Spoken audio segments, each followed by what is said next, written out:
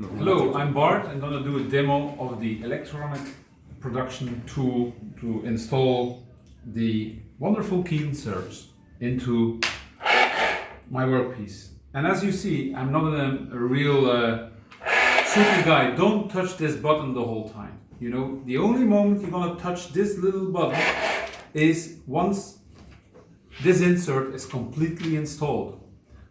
Okay, so it needs to be really pulled down. The reason is, if you push on here, it goes anyway down. It's only at the last section that you can pull the trigger, as you say, to put the keys into the mother material.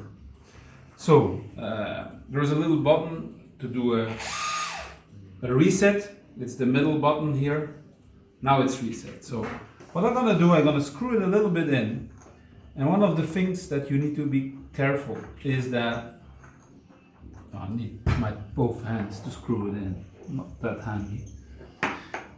So once you start pushing, don't pull back, okay? Because then otherwise the machine thinks you're making another cycle. So I'm looking and it squeezes so easily in, and then now I have pushed the trigger, and now it's installed. Thank you.